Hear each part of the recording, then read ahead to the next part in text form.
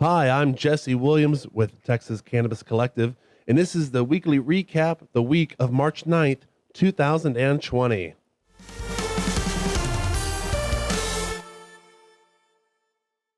First off, I'd like to start you with the following. If you would like to make sure you're getting every update with the Texas Cannabis Collective on Facebook, make sure you go over to our page and click on the button that says following. Click that, and then you'll see you need to select see first in your news feed. After that, go down in that list and click all until it says all on post, offers, all live videos. This will ensure you never miss an update or article from the site. Understand that Facebook censors cannabis news, it censors cannabis posts, and it censors cannabis groups from its searches. Now, for the weekly recap of our articles here at Texas Cannabis Collective, the week of March 9th, 2020. Texas Cannabis Council advocating and lobbying for the emerging cannabis market. Debuting themselves in an appropriate venue, none other than the 2020 Texas Hemp Convention, the Texas Cannabis Council hopes to act as a group that advocates and lobbies for the best interest of the burgeoning CBD hemp industry and hopefully a recreational market in the future. Reporter Josh Kasoff interviewed Susan Hayes of the council and got insight as to their purpose and their goals. Coronavirus and cannabis industry impact, health and safety with cannabis. In this two-part article, it is reviewed on how much of an impact the coronavirus, aka COVID-19, will have on the cannabis industry. And the second part discussion takes place on how to maintain a healthy set of guidelines to keep coronavirus from spreading while using cannabis products. El Paso police harass and detain a legal hemp patient with illegal hemp flower. A video obtained by reporter Colt Demorse shows El Paso police harassing and detaining a patient for possessing legally purchased hemp flower. This is a practice that needs to end. El Paso police officers showed up at citizens' apartment for complaints of marijuana odor. The man told the officers that he smokes hemp flower to help treat his medical conditions, including seizures. If you wish to see the video, just follow the link in the description where it can be viewed in the article. Cite and release is a historic step for Texas City, San Marcos, and its City Council. The City Council of San Marcos convened this past Tuesday to determine how to direct the city manager on handling cite and release in the city of San Marcos. What originally began as a move to put forward a resolution became an ordinance by a 4-3 vote. This isn't the first time San Marcos made moves to become a first in Texas cannabis history, though. Emotional testimony from both the citizens and council members was given at the City Council hearing.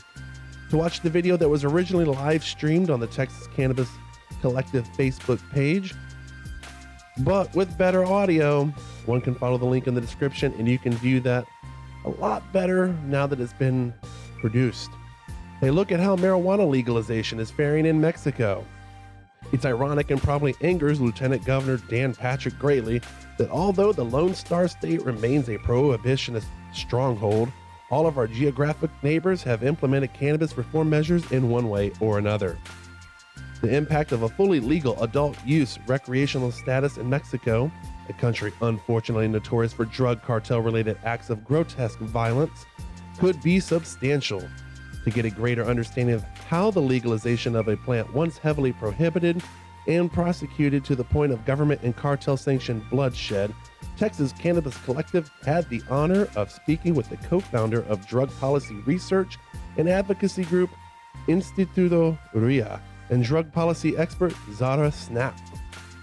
With South by Southwest being canceled, be sure to check with each event you may have been attending to see if they will be doing an alternative online or at another time.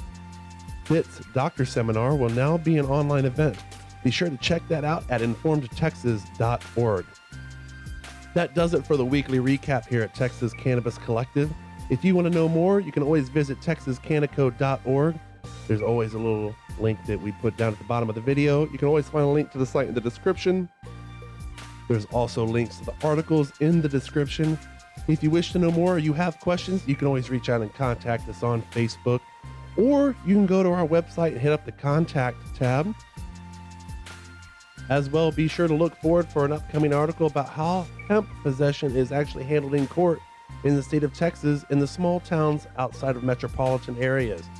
As of lately, we've seen major metropolitan areas such as Austin, Houston, and Dallas decide to not prosecute, but in the smaller areas, such as Scurry County. We have an article coming up to discuss how places like that are actually handling hemp possession as if it was marijuana possession. We hope you stay tuned and you make sure you're following notifications at Texas Cannabis Collective, our Facebook page. You can also subscribe by email on the texascanaco.com webpage.